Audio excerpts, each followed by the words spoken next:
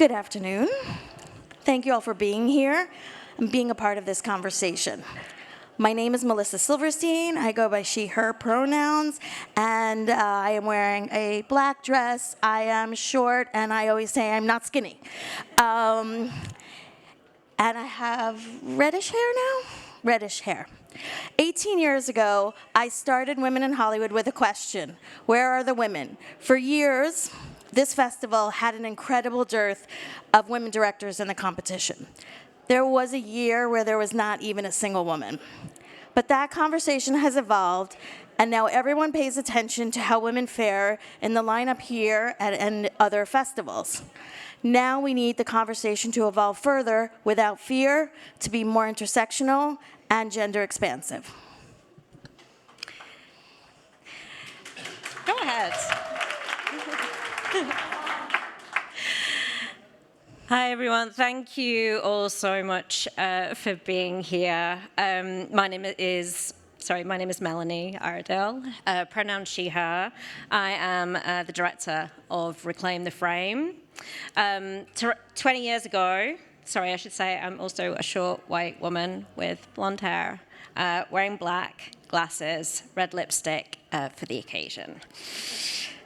20 years ago, we began as a women's film festival called Bird's Eye View, and have evolved to become a year-round, UK-wide and beyond organisation championing filmmakers of all marginalised genders.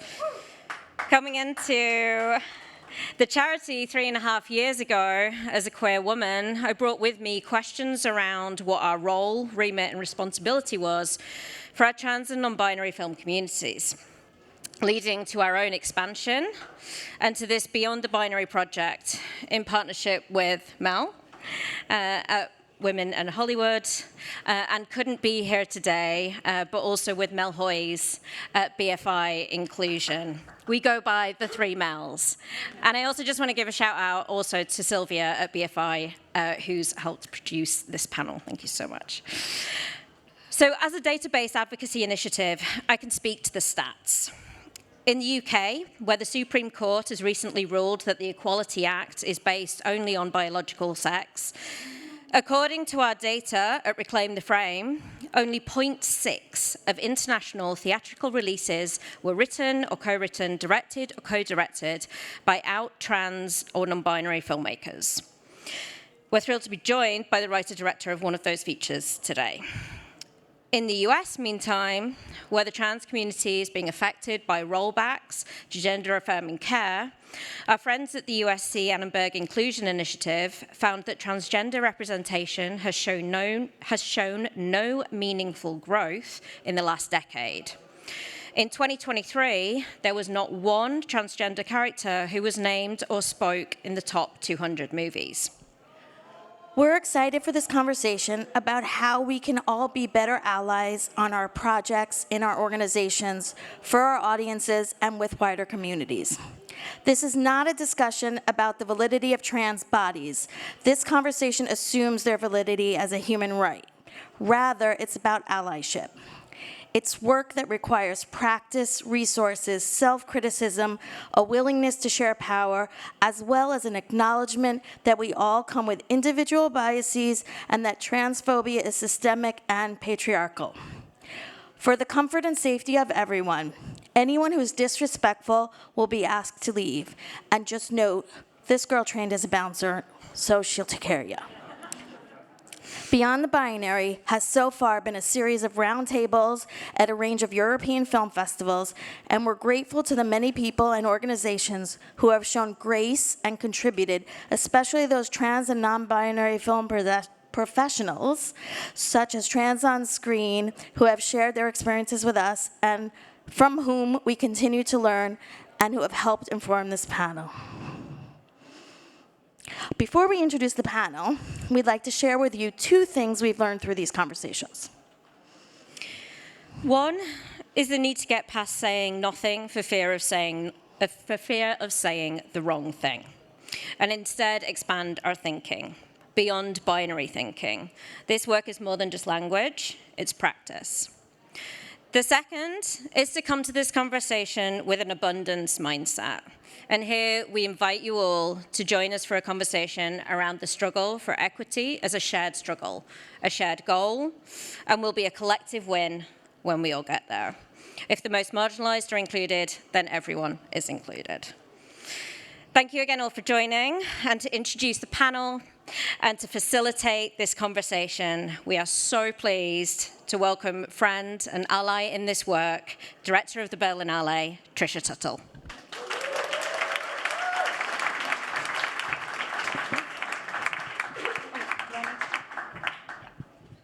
Amazing. Thank you to the 3 Mels, one of whom is not here but worked hard on putting this panel together, and also the organizations behind them, and Silvia Angrasini, who has been producing it for the BFI. But I'm going to jump straight in because we have an amazing panel. I'm going to invite them to come to stage now. CHICA, AMROU, KIYOKO, please, if you join me on stage. Thank you.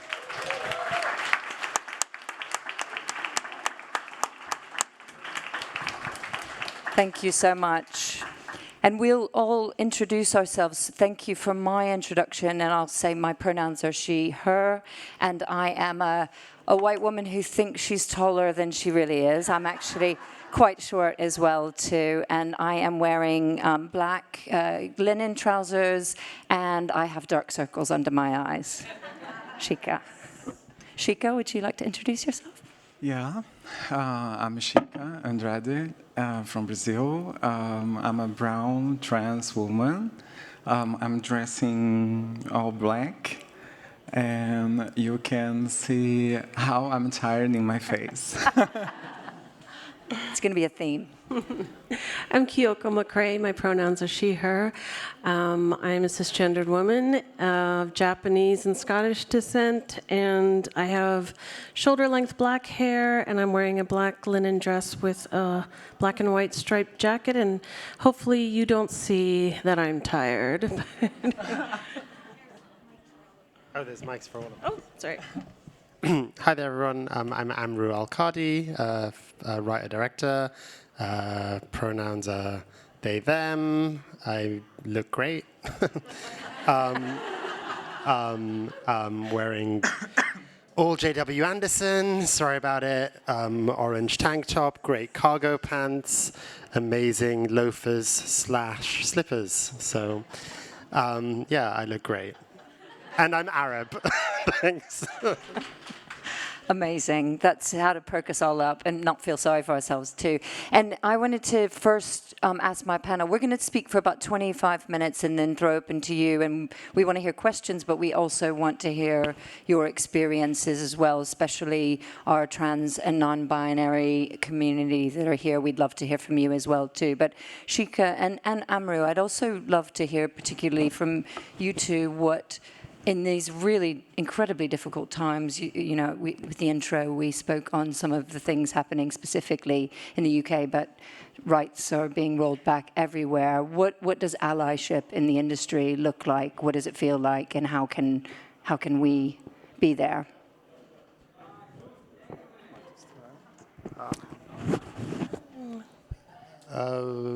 You can also just speak to where we are right now. I mean, I acknowledge that. I've noticed, as obviously as an as an Arab filmmaker at the moment, how scary people are to commission things that feel sort of not even engaging in the conflict at all, or even talking about it, but anything that feels pro-Arab. You know, people are really frightened. Just because there is a real, you know, we talked about trans rights, but also massive censorship going on. I've had a series of projects in the US get wiped during this kind of Orwellian phase that we're at. So allyship, I know this can sound really, it always doesn't need to come back to money, but I think the people who are doing really well, I really struggled this year, and an amazing filmmaker, a white cisgender woman who's very affluent and has had a lot of great success, paid me herself to write some scripts whilst I'm riding out this phase of the industry. And so I think people with deeper pockets maybe can shoulder the burden a little bit. Well, I think first of all, the problem of the transphobia, the problem of the trans people at this moment, it's not our problem. The problem from our community to resolve this problem, because it's interfere in the results of election and the security of all of the women, not just trans women. I came from Brazil, like the country that we are in the highest list, the top of the country, must murder trans women in the world. The image that Brazil's bring is a very openly country by the sexuality, but it's not true. On the other hand, it's the country that must consume pornography featured with trans women. Then it's, for me, it's the mirror of the fascism, you know. They desire, but they have to kill because they cannot desire, they can feel free to love us, and something like this. And then in this time, at this moment, in the industry, like the platforms and something like that, after Trump sent his message, this place that really have power to change things just push back this subject. You know, like, oh, it's not the time to talk about this. But we are on the time. We have to talk more than never. You know, that's what I'm thinking. We cannot go back. Yeah, and for me, as a film director and screenwriter, living in a country like this, of course, I want to talk about everything in the world. I'm a documentarist. I want to talk about a lot of things, but it's urgent for me at this moment. You know, we have stories like a 20 years ago, trans girl had her heart taken out by a Christian who changed her heart for an image of Christ. It's happening in my country, but it's not an exception. It's our daily news about trans community, you know, and how to refuse at this moment to talk about this, you know.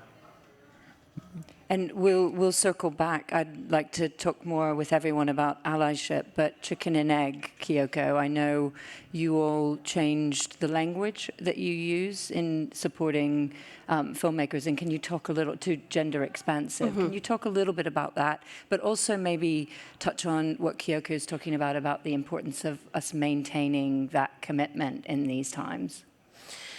Yeah, I first want to say that it's such an honor to be here, and you know, I am not a gender expansive person, and so I don't have the lived experience, and I appreciate, you know, continuing to learn and grow as an ally and as an organization, thinking about how we support gender expansive filmmakers. So in January of 2024, we expanded our eligibility. We previously supported women and non-binary filmmakers, and now support all gender expansive filmmakers, which we're very proud of, and it took a while to get to the right language. We intentionally chose gender expansive and not gender minority or not women, trans, and non-binary to really support as many people and the real true diversity of what it means to be gender expansive globally. It was really hard to find a term that was both very inclusive and could be understood globally, so I can talk a little more about that. But I also wanted to get back to the deep pocket, what you said about, you know, people who do have deep pockets, and chicken and egg, you know, we're in a position in which I think we're privileged in a sense that the majority of our funding does come from individual donors and family foundations, and that does allow us flexibility in how the funding is used and how we shape our programs. And it also means that we have great supporters who you know, are really committed to staying the course and supporting gender expansive filmmakers. I think that goes without saying, but when there are organizations that are really fearful of the repercussions, especially I think now in the US with the executive orders, and we can get into that more later. But you know, it means that we're able to fulfill and continue to commit to support gender expansive filmmakers. So we will not be censoring the projects that we support. We will continue to support trans stories, trans filmmakers, Palestinian filmmakers and their stories. And so I think that you know, I just wanted to make that connection because I think there are people with deep pockets who really do believe in supporting gender expansive filmmakers. And has there, you know, in the last 6 months been any pushback on that language? Have you had to navigate anything new with the climate having shifted in the States? No, and you know, we have very little government funding. We have had National Endowment for the Arts funding, which some may be following. You know, earlier this year, after the anti-trans executive order, did announce that NEA recipients would have to, you know, could not promote gender ideology. So we've had internal conversations about that and what we would do, but interestingly enough, we have not received funding yet. So it may be that they're not going to support us. But I know that that's been a struggle for a lot of organizations who are much more dependent on government funding, and it also I think calls into question, like, what does it mean if more progressive organizations are either deciding not to accept NEA funding? Like, what is that going to mean for the future of arts funding in the United States? Yeah, I mean, you know, it is such a real-time problem. I was part of a trans and non-binary mentorship scheme in the US where we were mentoring, and they just had all their funding just cut overnight because it was an NEI grant. And then I was also teaching a week of seminars at NYU Tisch, and they had to get rid of all LGBT language on their website, anything Palestinian, because they need the money for their programs. And so it's so weird as someone who's so left politically to say that the private sector is now going to have such an interesting obligation in how these things get recompensated, because I know a lot of these programs who were so it's been it's really happening in real time. So it's individual donors and the private sector. How are they going to kind of make up for the sheer kind of assault that's happening from the public sector? Yeah. It's going to be really interesting. Yeah, and I think it's really great to hear you say, KIYOKO, that you are still committed, and despite the risks that AMROU is talking about with the very small amount of public funding there is at risk for you. And I think that's also a worry for organizations that want to be allies, that it's not just the US, it's happening everywhere. We spoke about the UK, you know, all over Europe, we're seeing it. And I think it's really important that we don't self-censor as organizations, and that we really keep turning up to support people, to fund people. I will say, I don't know how much public fundings can control audiences as well.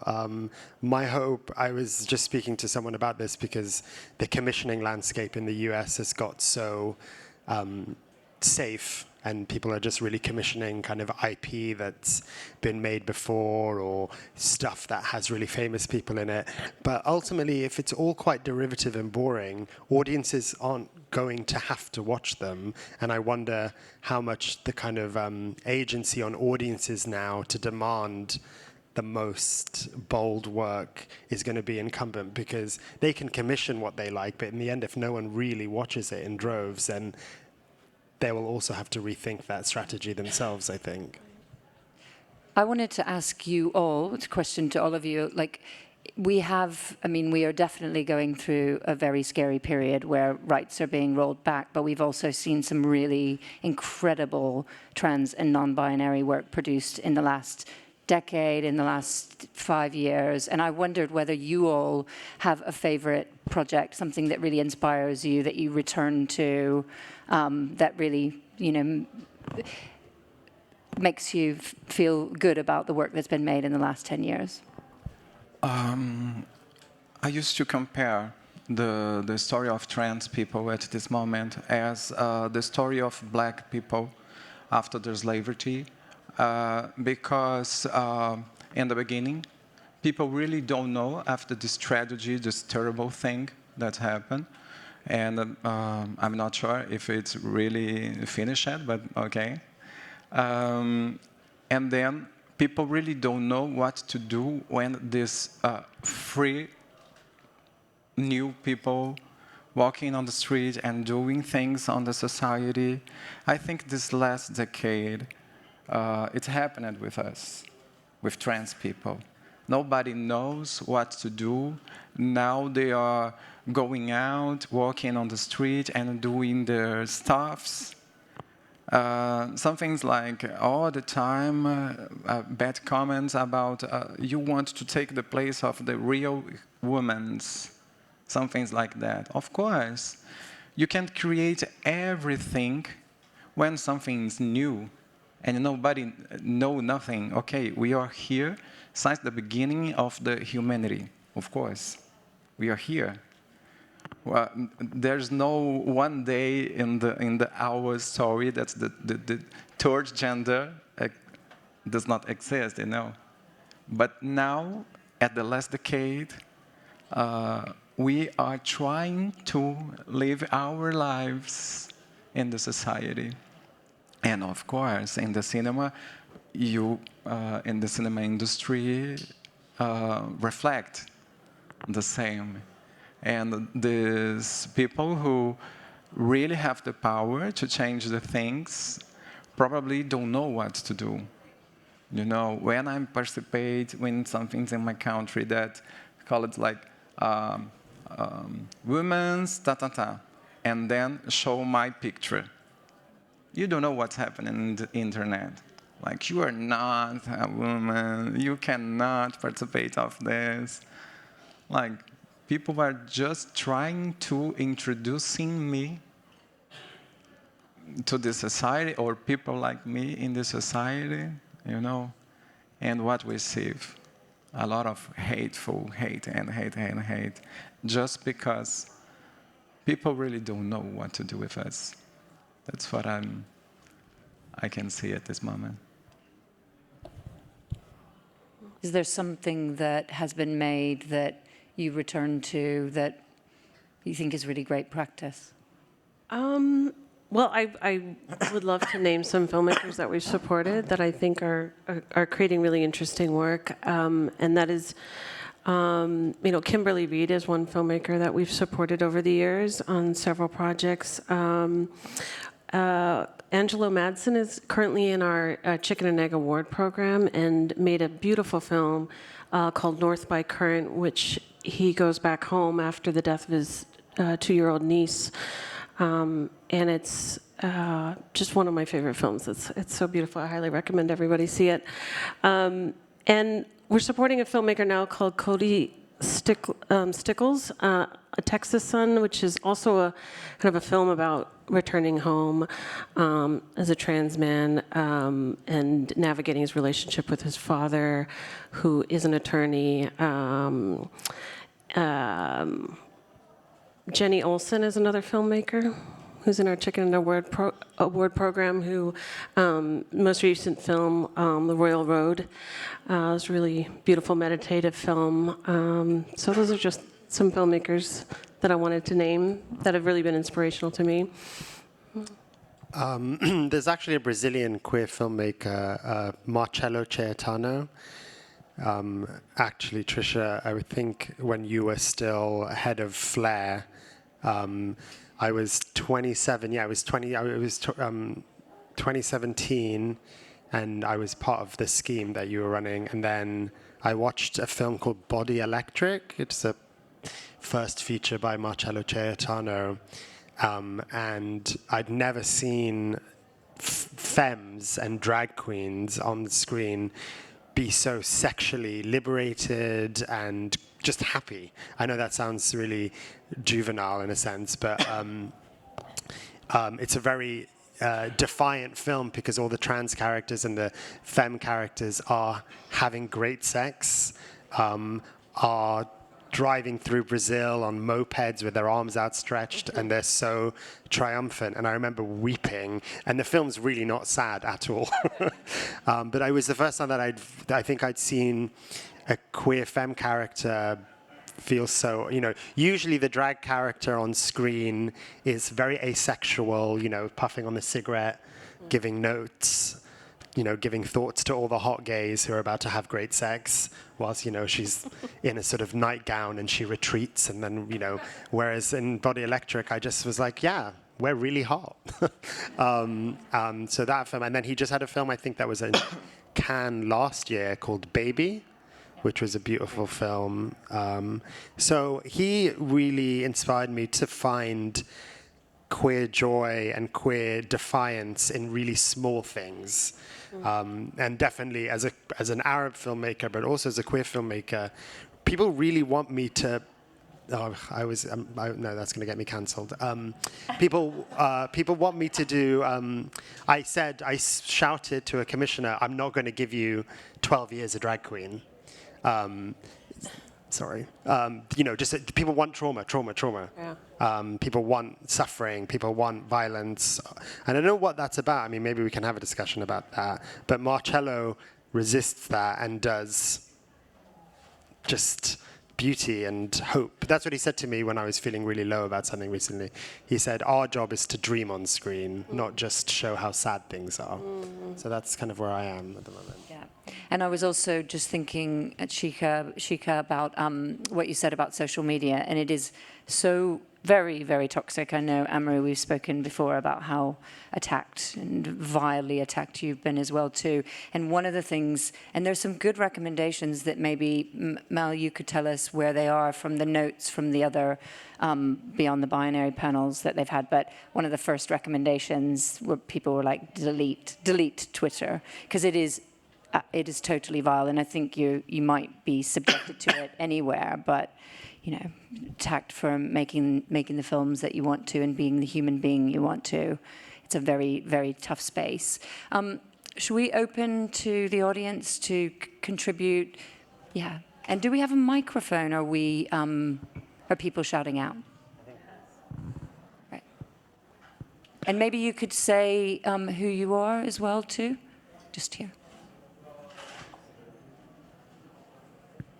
Hello, my name is Danilo. Stand up, okay. My name is Danilo. I am a director, screenwriter. I'm Brazilian, but I live in Portugal, and it's very inspiring to hear all of your voices today, because I've been trying to do queer films about immigrants, Brazilian immigrants in Portugal. And I just did like a short film recently, and what I'm facing is that it's really hard as an immigrant in Portugal to get like the fundings for this kind of projects. So what kind of strategies do you have for me to, like, in the future, if I want to pitch this short film as a proof of concept, as a long feature film, what are the best strategies for me not to get so angry with the system? Thank you. Well, for anger, I think I went to a shooting range when I was in Texas about a few months ago because I was so angry. May put photos of my narcissistic ex. Anyway, so you can do that.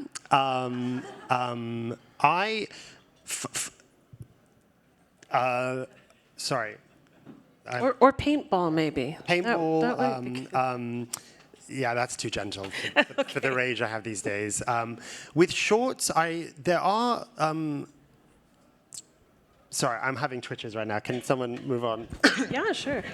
I mean, I'm in documentaries, so I'm assuming this is a fiction project, so I'm not going to be as much help. But Chica, do you have any advice on funding? There are surprise funders, that's what I will say. I didn't realize that WeTransfer fund short films until I spoke to them recently at a meeting and realized that they're funding. I think there are really non-traditional models happening.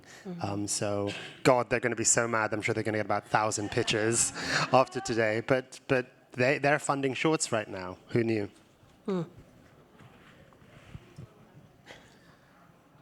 I'm looking for funds too to my film, and sometimes I just don't.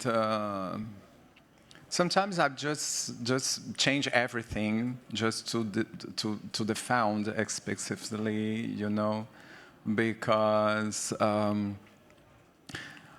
like for me it depends of what this fund is really for. Like this, like I'm not talking about, my English is not so good to explain something like that, but I'm not talking about the project, change all of the project, but some things like some subjects in the project, I just put in the highlight, like just because I know this fund is looking for this kind of film, and then I just put up this stuff, you know. Are you Brazilian? Let's talk Portuguese. No, I'm kidding. Yeah. I mean, I wonder if crowdfunding is something that is popular in Brazil, but I think it's a lot of work, but it goes hand in hand with building your audience for your films, and so I think that's always one to explore. It's not for everybody, but I think it's thinking long term about not just this project, but the mailing list that you develop from crowdfunding. That's building your base of supporters, not just for this film, but the future films that you're going to be making. But it's not for the faint of heart. It's hard work, ultimately. We've got a comment or question here in the front, and then someone in the back as well. Thank you very much. My name is AC Coppens, and I happen to be a moderator. I had this morning the future of financing. So I don't want to ask a question. I want to give you an answer. I will compress everything we heard today in 2 or 3 sentences. So, okay, watch out. The first thing is like talent is essential, and to have a great package so that you are really offering something of value to the people you're going to approach. And that can be traditional producing, but it can be also looking forward to more content creator economy. So thinking of the future going into liquid media, where you have really like different formats coming and customizable audiences. You can go to tech companies, you can go to social media. I love the thing about a WeTransfer. So you can think out of the box. I think it was one of the big things we said this morning. Another thing about non-standard stuff. Oh yeah, it was very great. Very easy. Find partners. Talk to people, think of partnerships rather than of funding. Talk to people. Try to create your content for less money to be entering smoothly, and stay to your talent. I mean, I cannot do shorter, I'm sorry. But I mean, I love this new angle on partnerships. Go broad and talk to people. And another thing that I know from friends in the ecosystem, engage in your community, and that's the thing with crowdfunding, crowd investing, and crowd at large. And have a look in crypto, I heard also this morning. Very successful case studies for short film where they got 1 million. Look at the showcase Caladita to get inspiration. Thank you. Thank you. Sharing across panels. Just a comment at the back and anything? Throw your hand up. One here at the front afterwards. So there's someone at the back who's had their hand up for a little while. Hi, thank you. Hey, KIYOKO, how are you? Good to see you. Good to see you. Thank you so much for this panel. My name is Jeffrey Sharp. I'm the executive director of the Gotham Film and Media Institute in New York. And 5 years ago, we opened up our acting categories to non-gender specific. And we were one of the first U.S. film award shows to do that, following in Berlinale's. I think Berlinale was a little bit before that. It's been great. We've been really proud of I think how that has provided a more inclusive opportunity for artists to be recognized in the space at the Gotham Awards. But we want to continue to move the conversation forward, and we want to find ways to recognize more talent. Right now, this is very specific, but we have 10 nominees per performing category. We'd love to recognize more performers within that category. The challenge is, how do you not go back to the binary in selecting 2 or 3, or, and these are, these are in some ways, small decisions, but they actually have quite a big consequence. And so as an organization, we're, I think, reaching out and looking for, community to have these conversations and to make decisions that continue to move this conversation forward and recognizing talent. Nothing's going to be perfect, but it's an opportunity. I just wondered if any of you had any thoughts or ideas regarding community and how to engage. Thanks. No, it's a tough one. Engaging communities. I mean, I think I might circle back to that at the end, because I wanted to end in a minute, so you can be thinking about good examples, again, good practice that we can all take away, where you've seen companies, organizations, funders with good practice. But if that's okay to circle back, thank you so much. There's a question here in the front. If you put your hand up, and I know you had one too, so keep your hand up there. Hi. First and foremost, thank you for your time and thoughts and energy into this. It has been enlightening. My name is Steph. This is Sophia. We run a queer femme-led production company called Profit Media out of New York. And I guess what I'm wondering is if you could speak to positioning and marketing when it comes to queer film and trans film. We personally make a lot of queer and trans film and just work in general, but I find there's often kind of a line between wanting people to see the work because it's purely the work versus how much of me do I have to actually tie to this, so to speak? And so, yeah, I guess I was wondering if you would be able to speak to that. Are you talking about sort of making work for kind of broader audiences, in a sense, as a... I can add, because we're two minds to one. How do you as filmmakers, funders, and programmers promote the work for the work itself, rather than feeling a sort of obligation or a pressure or more an obligation to present your identity first in an environment that I think really highlights identities over the work? That is a triggering question. Sorry. Apologies. Sorry. In an interesting way, because definitely when I was starting out in the industry, I'm having trouble convincing commissioners to let me make stuff that has nothing to do with my identity at the moment. Or doing stuff about my identity that, have really morally questionable characters. I find I've had this in development, even across everything that I've made, where I'm often asked about the likability of my characters and whether we'll understand them or empathize with them. And I'm really jealous of a lot of people who get to write things like Succession or Fleabag, or just these morally quite repugnant characters who are just still really lovable. And I've really had trouble getting stuff about being queer and Arab over the line that doesn't have a sense of, good for them kind of quality. I would love, I had a show that was greenlit and then actually ungreenlit during this phase that we're in, about an Arab drag queen who pretends they've survived the Iraq War in order to get famous, because that's what white liberals expect of them. And then in the end, it was like, we're not going near this with a barge pole right now. But I suspect if they actually had survived the Iraq War and was a real victim, I still, by the way, I'm not like my family did survive the Iraq War. Like, it's a big thing, but it was a show about the performance of identity versus what it's like to just live. And so I don't have an answer to that besides the fact it's really fucking annoying. And I would like to write really badly behaved. I think there's been a correction. When I started out in the industry when I was 13, I started out as an actor, and my first job was to play a terrorist's son, and then I played a terrorist's cousin, and then by the time I was 18, I finally got to play a terrorist. So it was a real, like a real evolution of yeah, I got promoted, basically.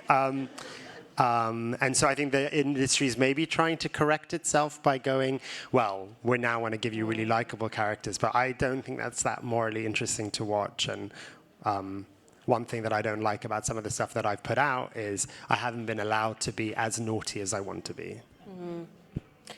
I would just quickly add that, I would ask the filmmakers, what are their goals? And, we often talk with filmmakers about defining success for themselves, because I think in our industry, there's a lot of assumptions about what success is. And, I'm not in marketing, but I think often the way you market a film is, from my perspective, is if it can honor what the goals of a filmmaker is in what they want their film to create change in the world, or change their own career, meet their own goals for success, then maybe that's the path forward. I know we're limited on time. I'd love to talk more, but that's what I would say is like, because you can market things differently to different audiences, but what does the filmmaker want?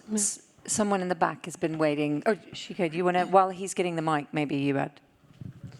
Do you want to say something to that? Oh, I'm not sure if I really understand your question. I'm sorry. But if I understand you, at this moment, I'm trying to make films about the trans community, but with subjects and questions that connect the audience that is not trans. To speak out of our community, about our community. At this moment, for example, I'm doing a documentary about a former sexual worker, black trans woman, who became our first Congress black trans woman in Brazil, and she is like our Ocasio, she called Erika Hilton.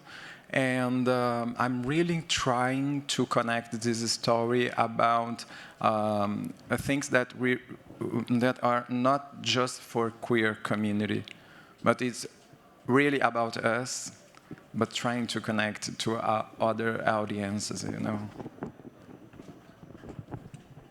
Thank you. So, Ted, we have a movie actually in the market at the moment about someone going through the trans process and all the experiences she went through as she started in one sex and became another sex. And one thing I'd really like to get your feedback on is, we want to take this to a broader audience. We want to get out of just the obvious candidates who might be interested in the movie, and to get this as an opportunity to spread it around those that might not think about this, and to get them talking about it and thinking and engaging more with the trans community as well. Do you have any guidance on who we can talk to, who we should talk to in the sales and distribution to start to think about taking it into a broader audience in that area? We could have some distributors in the audience too, so we might want to hear from them as well. But well, I would start by, is this a fiction film or documentary? No, they're documentary. Documentary. Then I would first talk to your protagonists about how you're, talking about the film, and is this how they want it to be represented? Because, I think you really have to start with their story and making sure that it's respecting. But, before you talk about, distributing, that like really make sure you're honoring their story. We have the story. It's already here. We've made it. I understand. Okay. Yeah, but how you're describing it Yes. might not be the way they would describe it. Just, She's here. So, okay. Yeah. But it's taking it the next stage further, is if you have any guidance based on your experience in this area. I mean, I don't know. It's so hard in these. I don't know anything about the film. We'd have to have a longer discussion, but yeah. Thank you. Just to say, you know, I'm not a sales agent, I'm not a sales agent, I'm a filmmaker, but I do think that best practices is to first talk to community, not just your subject, because you don't want your participant to be the subject matter expert, right? So I think like talking to organizations, leaders in community, other people, so that you have more than just one voice. I think often the burden is placed on the person who is representing the identity, and that's part of the problem. So I think before we think about sales, we should think about people. Great. Any other questions? We've got about another 10 minutes, so we have time. Great, thank you.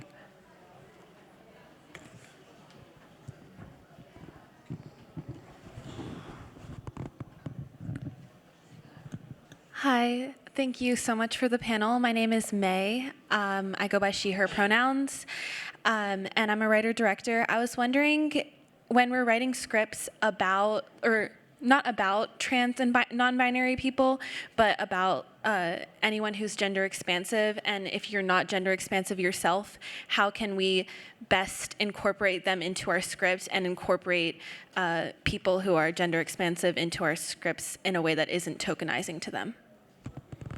Question.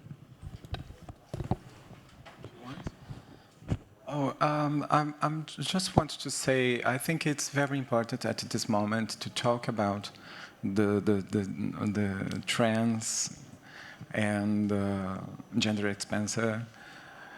But I think it's super important to support the film directors, executive producers, and screenwriters, trans, now binary at this moment, because sometimes, like you say,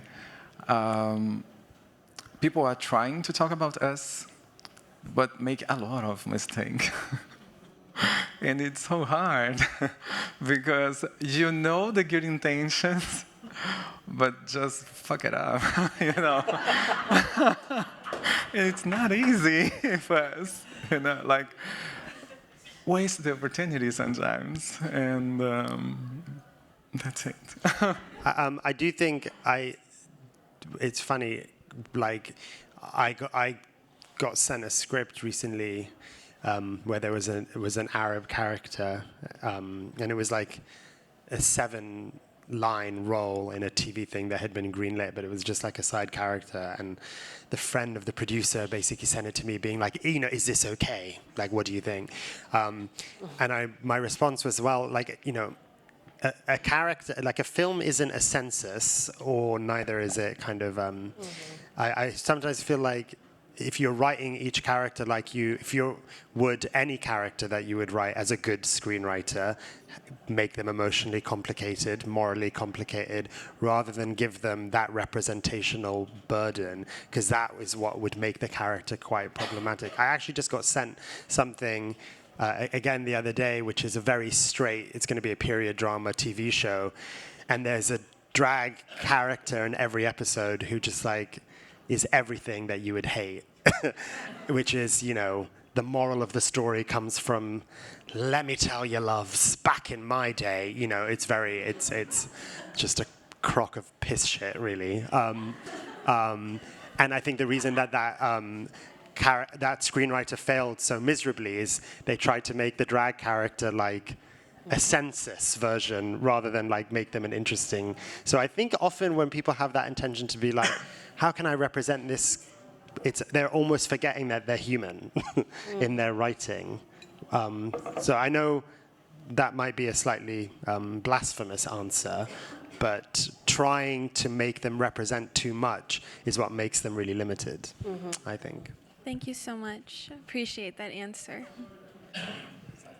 Any other questions or comments or things you want to share? Yeah? I also really need that job, by the way, the one that I just messed up, because I'm really broke, so if you're producing that, I think they were remit. I have a comment. Let me ask, there is another trans person here, please? Okay, I celebrate you and you. Okay.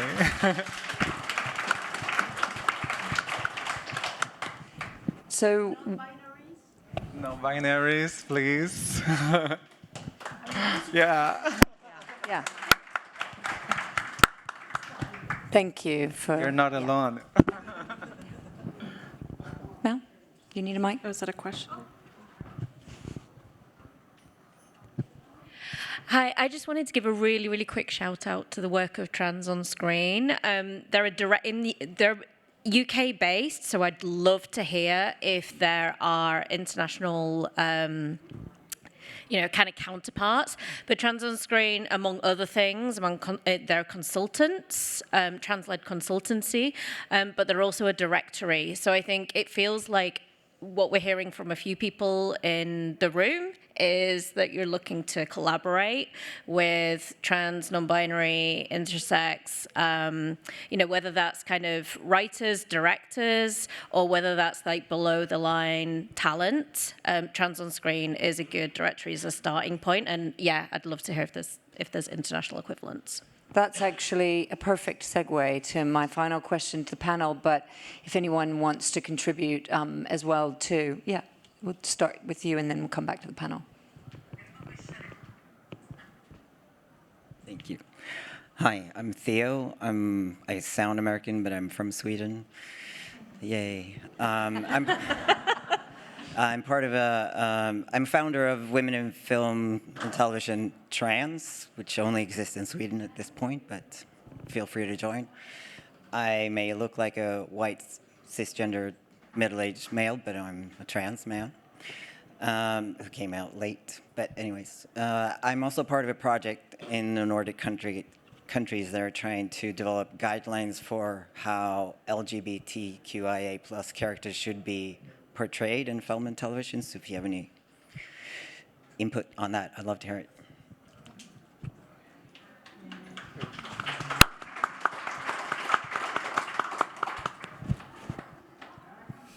Do you want to, well, you can, if you have something to respond, maybe you could also, at the same time, I want to talk a little bit about both of these things. Maybe we give a shout out to organizations, funders, whose work do we need to pay attention to? Where is the good practice happening? Where have you seen it? Could be filmmakers as well, too. Well, I would like to shout out Savannah James Bailey, who's the producer of my film, Layla.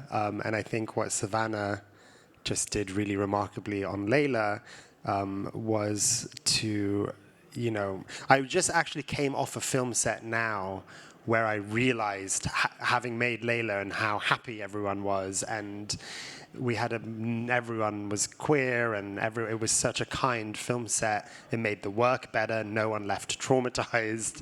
But I just came off a film set where I was like reminded of how, I think people often talk about the money before and after the film, but actually during filmmaking is also when there's a lot of problematic behavior. And I think there are independent producers like Savannah who are making sure the actual making of the production is a kind place for queer people as well. So I'd just like to shout Savannah out.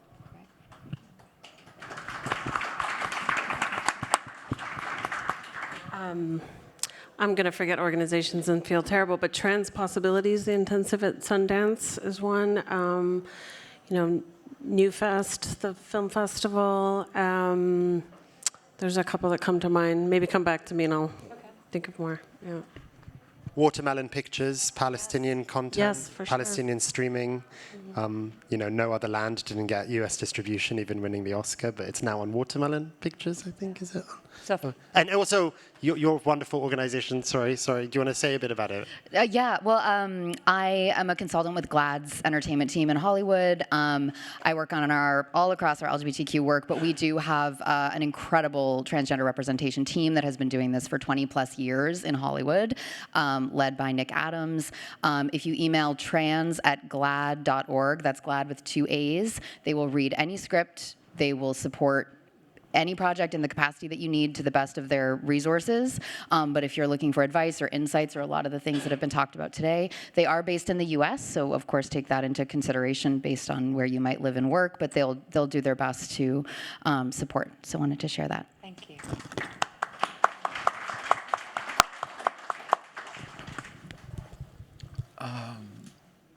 I think we have Okay, we'll do a final question and then come back to CHICA.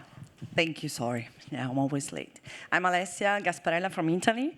And I also wanted to add something about Italy, because yes, I think everybody knows that Italy is not in a good place either about rights. We are going to the fascists, etc. But I have the feeling that we are really trying our best on the cultural side, like on my little own, in my small mountains. We created an anti-fascist festival, so we are trying to show all the stories, the mentors are trying to show how the people resist, all the kind of people can resist, and how resistance can be a lot of different things. And one thing that I found out thanks to the festival is diversity is a foundation in Italy that check how bad we are in representation in media. And they are doing a great job, because they are knocking on the door of Netflix and Prime and say, nah, you didn't do good this year. And they created a thing that is called Diversified. And it's literally something they can use. I'm a producer, I want to do something I want to have more representation and more kind of characters. I don't know where to find the proper actors. And they are we have all of them here. We are trying to find all the people that can represent everything. And they are really trying to help find different kind of characters. So I have the feeling that we are striking back, really. And I even wanted to give a little hope, because we did only our first edition. We are in a very small city, and we definitely prefer fascists to the rest. But for the first edition, we are imagine we are less than 100,000 people, and we had more than 1,000 persons attending the festival. So, and I always use the word anti-fascist, just to be clear where are we standing. And they came out a lot, and the fascists stay home. So I want to say that we are doing something, and I really believe that people are, every kind of people and everybody else trying to say, every fight is our fight. And so I wanted to give a little hope. And thank you very much for the panel. Shout out to organizations and people. Sorry? Do you want to give a shout out to any organizations that you think are doing great work? Or people? I'm just thinking. I'm not sure. I don't have nothing in my mind at this moment, but I really wanted to say I'm happy to be here. I'm happy to be here with other trans and non-binary people, but I'm happy to be here with all of you guys, because we know this is a huge fight, a big fight, and we cannot fight alone. We really need help to do it, and we have to do it together to change this world and make it in a good place for all of us. And so, thank you so much. That's it. Thank you, CHICA. Those are beautiful words to finish on, but thank you for being here. Thank you, KIYOKO. Thank you, AMROU. And thank you very much. Thank you, Tricia. Thank you. Thank you so much. Thank you for thanking me. Thank you, too. And BFI, Women in Hollywood, Reclaim the Frame, thank you for hosting this panel. It's really important, and it's really lovely to see you all here. And yes, to echo CHICA's words, it's great to see so many people pulling together here.